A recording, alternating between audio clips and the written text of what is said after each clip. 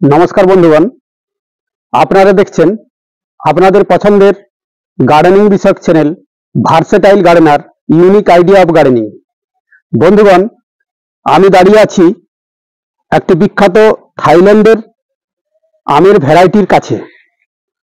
এই যে এটা ব্যানানা ম্যাঙ্গো একটা গাছের কাছে আমি দাঁড়িয়ে আছি এবং এই গাছটা আপনারা দেখতে পাচ্ছেন যে একটা সবজির ক্যারেটের মধ্যে লাগানো আছে। এখন আজকে এই গাছের যত্ন পরিচর্যা নিয়ে আপনাদের সামনে বলতে আমি আসিনি। আমি বলতে এসেছি এই গাছে একটি ভয়ঙ্কর রোগ, অর্থাৎ এই গাছটি একটি ভয়ঙ্কর রোগ দ্বারা আক্রান্ত হয়েছে। সেই রোগটাকে আমরা কিভাবে নির্মূল করব, এবং আপনারা জানেন যে এখন আম গাছে ডরমেন্সি পিরিয়ড, অর্থাৎ আম গাছ এখন ঘুমন্ত অবস্থায় চলে গেছে এবং এই শীত শেষ হওয়ার পরেই আম গাছে জুড়ে প্রচুর মুকুল আসবে এবং আমরা প্রচুর আম পাবো। কিন্তু তার পূর্বেই আমাদের এই গাছটির কিছু ট্রিটমেন্ট করার প্রয়োজন রয়েছে। আজকে এই ভিডিওতে আমি আলোচনা করব আম গাছের এই ভয়ঙ্কর মারণ ব্যাধি নিয়ে, এবং এই ধরনের রোগ যদি আপনাদের আম গাছেও থাকে, আমি আপনাদের অনুরোধ করব অবশ্যই আপনারা এই রোগের হাত থেকে আগে গাছকে মুক্ত করুন। তাহলেই কিন্তু আপনারা এই গাছ থেকে প্রচুর পরিমাণে আম পাবেন, অন্যথা এই গাছটি মারা যাবে। সেই অবস্থায় এই যে আপনারা দেখতে পাচ্ছেন এই যে গাছটিতে এই যে দেখুন এর ডগায় মুকুল আছে, কিন্তু এর যে শাখাটা রয়েছে সেই শাখার চারদিকে গুচ্ছাকারে প্রচুর মুকুল, এবং এখানে দেখুন একটা আমের একটা ফুল এসছে, অর্থাৎ মুকুল এসছে। দেখুন এই সময় তো আমের মুকুল আসার কথা নয়, কিন্তু মুকুলটা এসছে এইখানে, আসার কথা ডগায় এখানে, কিন্তু এসেছে এই জায়গায়। তার মানে এটা একটা রোগ। এই সম্পর্কে হয়তো অনেকে জানেন, এই রোগ সম্পর্কে অনেকেই অবগত নন, এবং এই রোগ সম্পর্কে আজকে আমি আপনাদের সঙ্গে আলোচনা করব।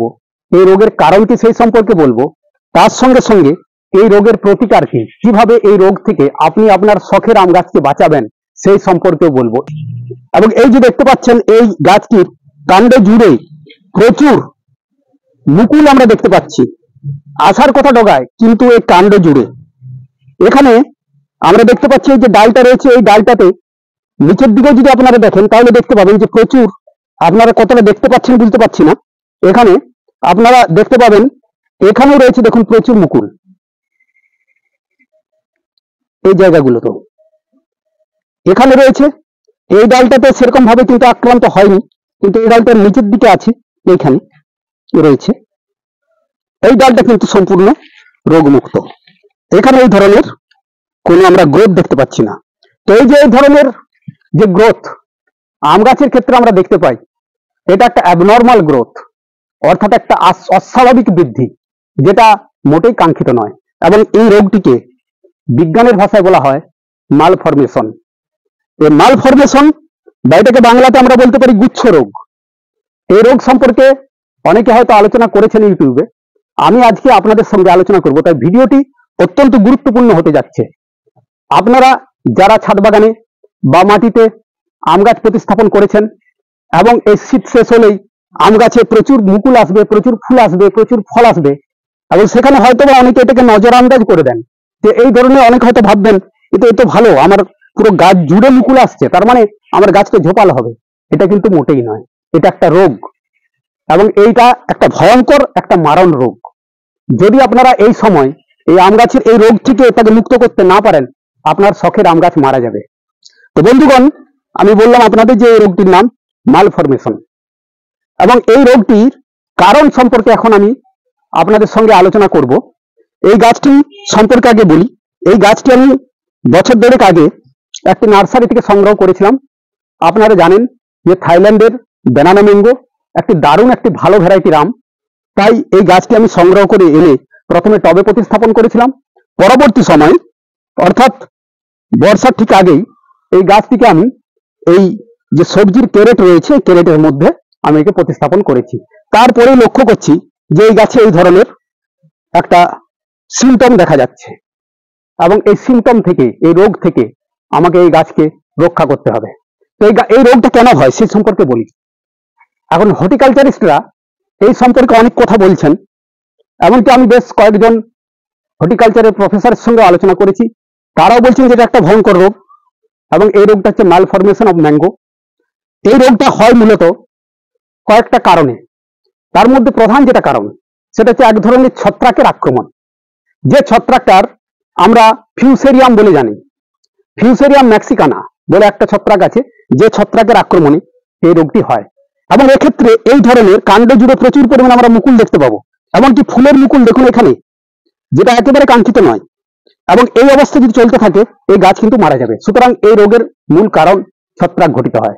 আরেকটা যেটা কারণ রয়েছে, সেটা যেখান থেকে আমরা গাছটা সংগ্রহ করছি, অর্থাৎ এগুলো হচ্ছে গ্রাফটিং এর গাছ, জোড় কলমের, সেখানে যে সিয়নটা রয়েছে সেই সিয়নের মধ্যে যদি এই যে আমি ছত্রাকটির নাম আপনাদের বললাম, অর্থাৎ ফিউসেরিয়াম গণের ছত্রাক যদি থেকে থাকে, তাহলে এই ধরনের রোগ অবশ্যই হবে এবং সেক্ষেত্রে কোনোভাবেই রক্ষা করা যাবে না। অর্থাৎ এই রোগকে রোধ করার আর কোনো উপায় থাকবে না। তাহলে সিয়নে যদি রোগটা থাকে, তাহলে যখন সিয়নটাকে স্টকের সঙ্গে যুক্ত করে গাছটা করা হচ্ছে, তো কলম বাঁধা হচ্ছে, তখন যে গাছটা হবে সেই গাছের কিন্তু এই ধরনের রোগ আমরা দেখতে পাবো।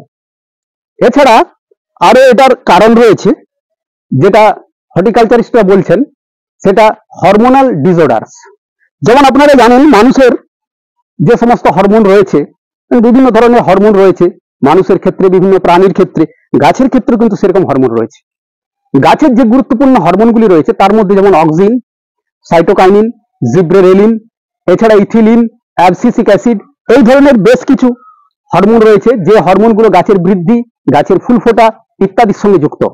সেই হরমোনের যদি ডিস্টারবেন্স হয় তাহলে কিন্তু এই রোগটি হয়। আমরা জানি, বা বিজ্ঞানে, যেহেতু আমি বিজ্ঞানের শিক্ষক, আমরা ক্লাসে অক্সিন হরমোন সম্পর্কে পড়াই, সেখানে আমরা অক্সিন হরমোনের কাজ সম্পর্কে বলতে যাই, যে প্রথম কাজটি বলি অক্সিন হরমোনের, সেটি হলো এপিক্যাল ডমিন্যান্স, অর্থাৎ অগ্রস্ত প্রকটতা বাংলাতে বলে। অক্সিন হরমোন কি করে না, গাছের অগ্রমুকুলের বৃদ্ধি ঘটায়। অক্সিন হরমোন, এখানে আমরা বলতে পারি যে অক্সিন হরমোনের পরিমাণটা এই গাছে কমে গেছে, সেই জায়গায় সাইটোকাইনিন হরমোনের পরিমাণটা বেড়েছে। সাইটোকাইনিন হরমোন, এই ধরনের কিন্তু সিমটম গুলো সাইটোকাইনিন হরমোনের প্রভাবে হয়, যেটাকে গাছ থেকে ঝাঁকড়া করে। কিন্তু সাইটোকাইনিন হরমোনের পরিমাণ যদি খুব বেশি বেড়ে যায়, সেক্ষেত্রে এই ধরনের মাল ফরমেশন আমরা দেখতে পাই। এছাড়া আমি আগেই বলেছি ছত্রাকের আক্রমণের কারণে এটা হতে পারে। তাহলে এখন আমি আলোচনা করব যে এই গাছকে আমরা কিভাবে এই রোগ থেকে, এখন আমাদের যে কাজটা করতে হবে, এই যে অ্যাবনর্মাল গ্রোথ হয়েছে গাছের, অর্থাৎ এই যে কাণ্ড জুড়ে প্রচুর শাখা নির্গত হয়েছে, এগুলোকে আমাদের ভেঙে দিতে হবে। এই জন্য আমি একটি ছুরি এখানে ব্যবহার করব, এবং এটি ব্যবহারের পূর্বেই আমি হ্যান্ড স্যানিটাইজার দিয়ে এটিকে জীবাণুমুক্ত করে নিয়েছি। এরপর এইগুলো সমস্ত আমাদের কেটে ফেলে দিতে হবে। এইভাবে যেখানে যেখানে এই ধরনের অ্যাবনর্মাল গ্রোথ রয়েছে, সেই জায়গাগুলো একটু আমাদের এইভাবে একটুখানি হালকা করে চেঁচে ফেলে দিতে হবে, এইভাবে।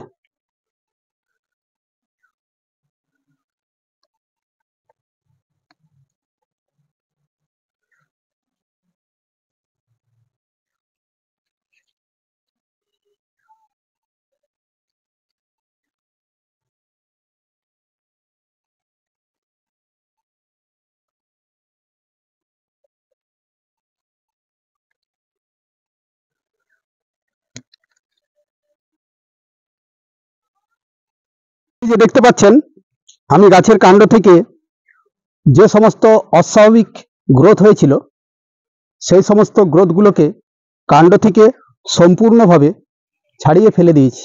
এরপর আমাদের যেটা করতে হবে, যে আপনারা দেখতে পাচ্ছেন এই যে সাব ফাঙ্গিসাইড, এটা অন্তর্বাহী এবং পর্শ্ববাহী, এটি দুটি ছত্রাকনাশকের মিশ্রণে এই ছত্রাকনাশকটি তৈরি হয়েছে, কার্বানডিজম এবং ম্যানকোজেব। এক্ষেত্রে আপনাদের অবশ্যই আমি বলবো যে এই জাতীয় ছত্রাকনাশক আপনারা এরপরে ওই কাটা অংশে ব্যবহার করবেন। এই যে যেখানে যে সমস্ত জায়গাগুলোতে আমি কেটে অর্থাৎ ফেলে দিয়েছি, যেগুলো অস্বাভাবিক যে গ্রোথগুলো হয়েছিল, সেই জায়গায় ভালোভাবে আমাদের ছত্রাকনাশকের প্রলেপ লাগিয়ে দিতে হবে প্রথমে, এইভাবে, যাতে সেকেন্ডারি ইনফেকশন না হয়। পরবর্তী সময় এই গাছ যাতে ছত্রাক বা অন্যান্য অণুজীব দ্বারা আক্রান্ত না হয়, তার জন্য এই জায়গাগুলো একটা পেস্টের মতো করে আমাদের লাগিয়ে দিতে হবে। বন্ধুগণ, এই যে আপনারা দেখতে পাচ্ছেন, যেগুলো অ্যাবনর্মাল গ্রোথ ছিল সেগুলোকে গাছ থেকে বাদ দিয়ে আমি যে যে জায়গাগুলো থেকে সেই সমস্ত শাখাগুলো বেরিয়েছিল সেগুলোকে একটা ছুরি দিয়ে কেটে ফেলে তারপর সাব ফাঙ্গিসাইডের একটা প্রলেপ ভালোভাবে আমি গাছ জুড়ে লাগিয়ে দিয়েছি। এইভাবে যদি আপনাদের আম গাছে এই ধরনের সমস্যা থাকে তাহলে এই প্রথম কাজটা আপনাদের এটা করতে হবে। এরপর যে কাজটি করতে হবে সেই সম্পর্কে এখন আলোচনা করব। আমি আগেই বলেছি যে রোগের আরেকটি কারণ হরমোন ডিসঅর্ডারস, অর্থাৎ হরমোনের ব্যালেন্সের যখন একটা গোলমাল হয়ে যায়, অক্সিন হরমোনের পরিমাণ কমে যায়, তাই আমাদের এখন কৃত্রিম অক্সিন হরমোন এই গাছে স্প্রে করতে হবে।